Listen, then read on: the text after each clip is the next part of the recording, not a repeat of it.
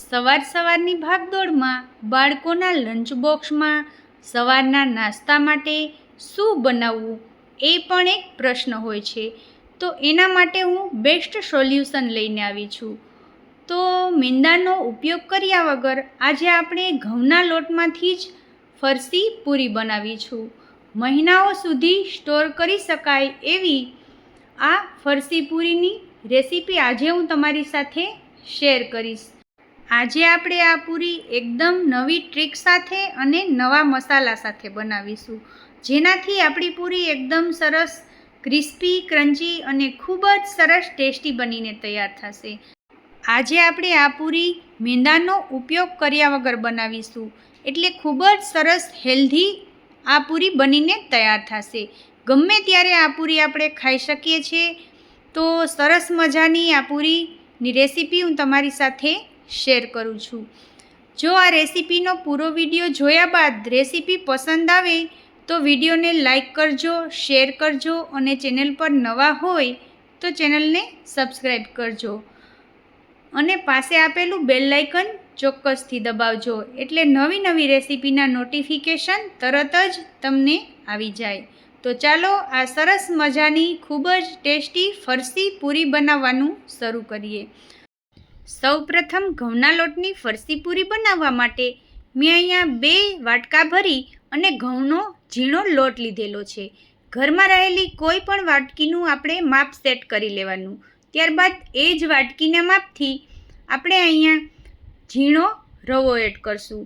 ઝીણો રવો એડ કરવાથી આપણી પૂરી ફરસી અને ક્રિસ્પી બનીને તૈયાર થશે. બંને લોટને આપણે બરાબર રીતે મિક્સ કરી લેવાનું. ત્યારબાદ હવે આપણે આમાં મોણ માટે હુંફાળું ગરમ તેલ એડ કરશું. તો મોટી ચમચીના માપથી હું અહીંયા 3 મોટી ચમચી જેટલું મોણ માટે ગરમ તેલ એડ કરીશ. અને ત્યારબાદ પહેલાં આપણે ચમચીથી અને પછી આપણે બંને હાથેથી પ્રોપર રીતે લોટમાં તેલને મિક્સ કરવાનું છે. તો બસ આવી જ રીતે બંને હાથની મદદથી લોટની અંદર આપણે મોણ મિક્સ કરવાનું છે, એટલી જ આપણી પૂરી ફરસી બનીને તૈયાર થશે.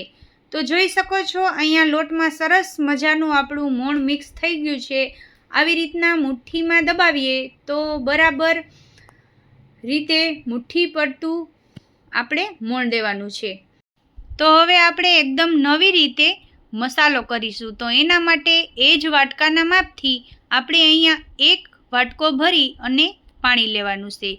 ત્યારબાદ 1 ટીસ્પૂન આખું જીરું લઈ લેશું. 1 ટીસ્પૂન ચીલી ફ્લેક્સ એડ કરશું. 1 ટીસ્પૂન અજમો લીધો છે, એને પણ આપણે એડ કરીશું. સ્વાદ અનુસાર નમક એડ કરશું અને 1/4 ટીસ્પૂન જેટલી આપણે આમાં હિંગ ઉમેરીશું.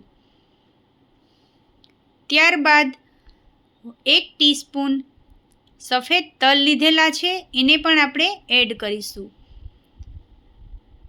હવે આપણે પાણીને ગરમ થવા દેશું.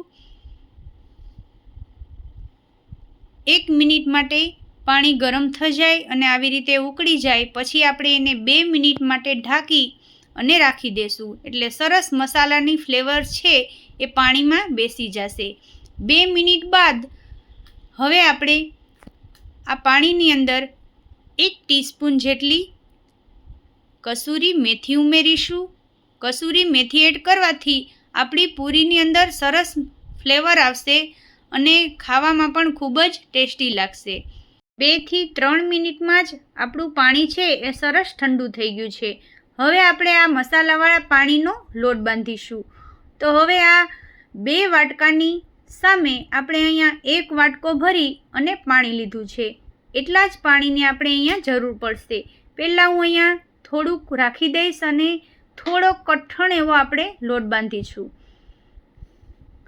તો થોડું પાણી નાખી અને સરસ મજાનો થોડો કઠણ એવો આપણે લોટ બાંધવાનો છે. વધુ પડતો ઢીલો નથી રાખવાનો, એટલે આપણી પૂરી છે એ ફરસી બનીને તૈયાર થશે. તો અહીંયા આપણો થોડો કઠણ એવો લોટ બાંધી અને તૈયાર થઈ ગયો છે. હવે આપણે આમાં 1 થી 2 ચમચી જેટલું તેલ નાખી અને બરાબર રીતે 1 મિનિટ જેવું મસળી લેશું.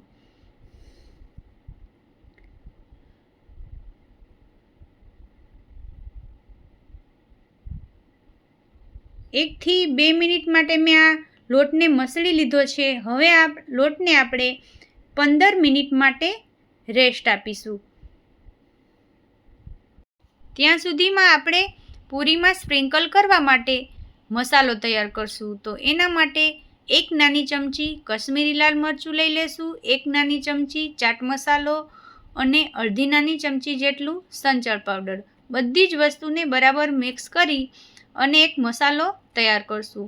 આ મસાલો પૂરીમાં ઉપરથી સ્પ્રિંકલ કરશું એટલે આપણી પૂરીના ટેસ્ટમાં ખૂબ જ વધારો થશે અને ખાવામાં પણ આ પૂરી ખૂબ જ સરસ ટેસ્ટી લાગશે. તો બસ બધી જ વસ્તુ બરાબર મિક્સ થઈ ગઈ છે. હવે આપણે આ મસાલાને સાઈડમાં રાખી દેશું. લોટને રેસ્ટ થતાં 15 મિનિટ જેવું થઈ ગયું છે અને લોટ પણ આપણો સરસ સ્મૂથ થઈ ગયો છે. જોઈ શકો છો. 1 મિનિટ જેવું ફરી આપણે મસળી લેશું અને એક મોટી સાઈઝનો લુઓ લઈ લેશું અને બીજા લોટને આપણે ઢાંકી અને રાખી દેવાનો છે.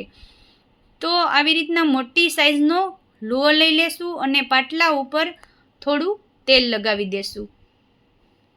તો બસ આવી રીતે પાટલા ઉપર થોડું તેલ લગાવી અને આપણે એમાંથી મોટી સાઈઝની રોટલી તૈયાર કરશું.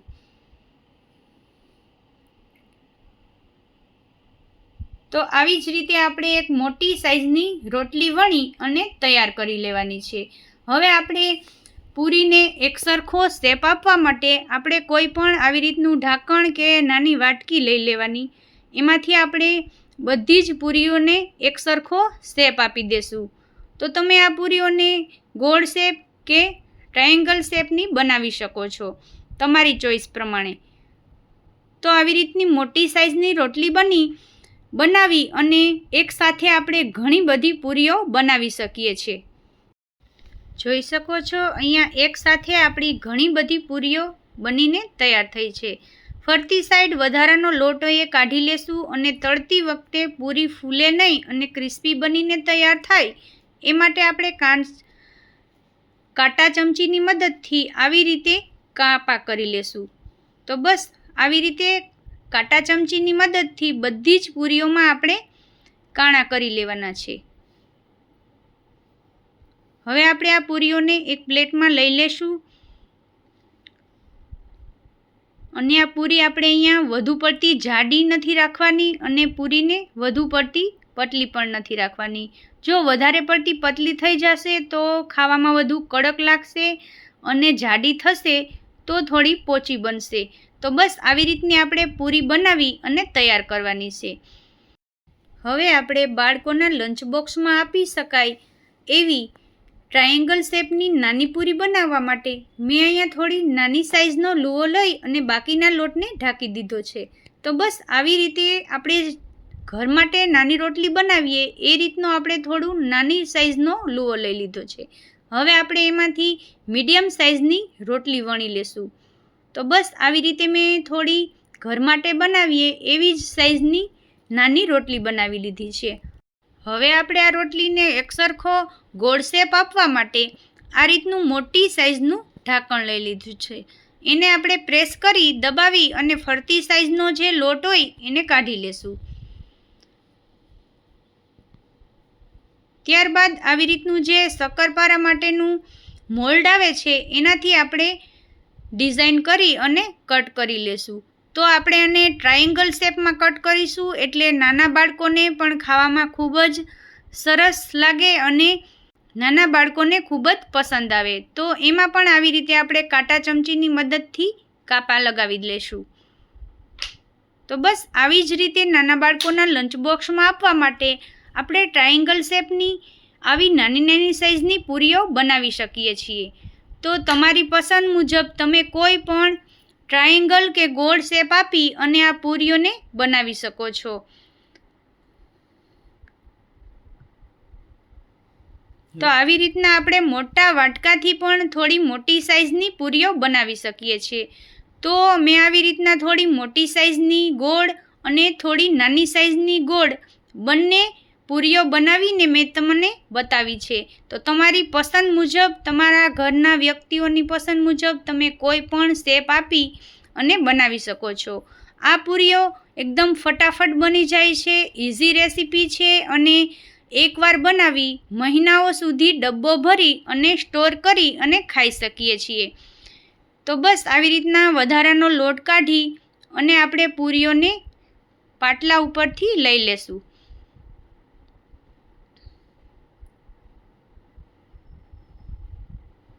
આપણે અહીંયા જે પૂરીની અંદર મસાલો નાખ્યો છે એ પણ કેટલો સરસ દેખાઈ રહ્યો છે અને ખાવામાં પણ એટલો જ ટેસ્ટી લાગશે. જે અહીંયા આપણે કસૂરી મેથી નાખેલી છે એનો ટેસ્ટ પણ ખૂબ જ સરસ આવશે. તો આવી જ રીતના હું બધી જ પૂરીઓ બનાવી અને તૈયાર કરી લઈશ. તો અહીંયા આપણી બધી જ પૂરી બનીને તૈયાર થઈ ગઈ છે. હવે આપણે આ પૂરીને ફ્રાય કરશું.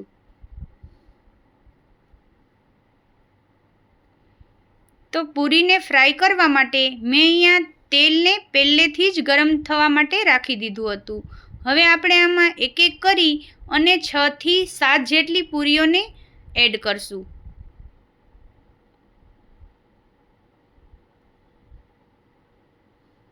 એક વખત તેલ ગરમ થઈ જાય એટલે ગેસની ફ્લેમ મીડિયમ કરી અને આપણે આ પૂરી ક્રિસ્પી થાય ત્યાં સુધી આપણે તળી લેશું. ઉપરથી થોડી લાઇટ બ્રાઉન જેવી થાય ત્યાં સુધી આપણે આ પૂરીને તળવાની છે.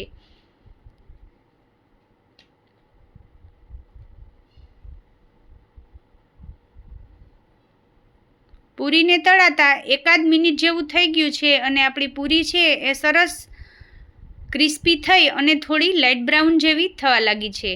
તો બસ આપણે આ પૂરીને હવે તેલમાંથી બહાર કાઢી લેશું. બધું તેલ નિતારી અને આ પૂરીને આપણે એક પ્લેટમાં લઈ લેશું.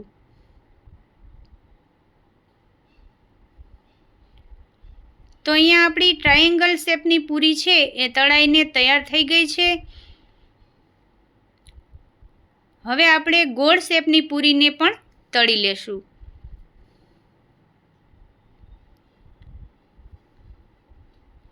આ પૂરીને આપણે આખા વર્ષ દરમિયાન એની ટાઈમ ગમે ત્યારે બનાવીને ખાઈ શકીએ છીએ. બાળકો હોસ્ટેલમાં પરત ફરતા હોય ત્યારે પણ એને ડબ્બો ભરી અને સાથે આપી શકીએ છીએ. બાળકોના લંચ બોક્સમાં પણ આપી શકીએ છીએ અને સવારના નાસ્તામાં પણ ખાઈ શકીએ છીએ. એકવાર બનાવજો, ખૂબ જ ટેસ્ટી લાગશે અને બધાને બહુ જ ભાવશે.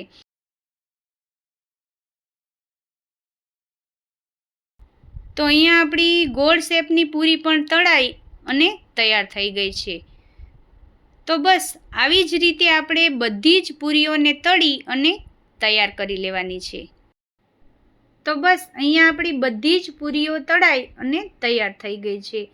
આપણે તૈયાર કરેલો મસાલો છે એ ઉપરથી સ્પ્રિંકલ કરીશું જેથી કરીને આપણી પૂરી થોડી ચટપટી અને વધારે ટેસ્ટી લાગે. ફ્રેન્ડ્સ, આ ઘઉંના લોટની ફરસી પૂરીની રેસીપી તમને કેવી લાગી એ મને કોમેન્ટ બોક્સમાં ચોક્કસથી જણાવજો. અત્યારે બાળકોના વેકેશન પણ ખુલી ગયા છે તો આને ડબ્બો ભરી સ્ટોર કરી અને રાખી દેશો તો બાળકોના લંચ બોક્સમાં પણ આપી શકો છો અને સવારની ભાગદોડમાં બાળકોને નાસ્તામાં પણ આપી શકો છો. લુક વાઇઝ અને ટેસ્ટ વાઇઝ બંને રીતે ખૂબ જ સરસ બનીને તૈયાર થઈ છે. તો એક વખત આ રીતથી ફરસી પૂરી બનાવીને જરૂરથી ટ્રાય કરજો અને પછી મને કમેન્ટ બોક્સમાં જણાવજો કે તમને મારી રેસીપી કેવી લાગી. જો તમને મારી રેસીપી પસંદ આવતી હોય, મારો વિડીયો પસંદ આવતો હોય તો ચેનલને સબસ્ક્રાઈબ કરજો, વિડીયોને લાઈક કરજો અને આવો નવો સપોર્ટ દેતા રહેજો. તો બસ મળું છું નેક્સ્ટ વિડીયોમાં નેક્સ્ટ રેસીપી સાથે. ત્યાં સુધી તમને બધાને મારા જય માતાજી અને જય Shri Krishna. Thank you for watching.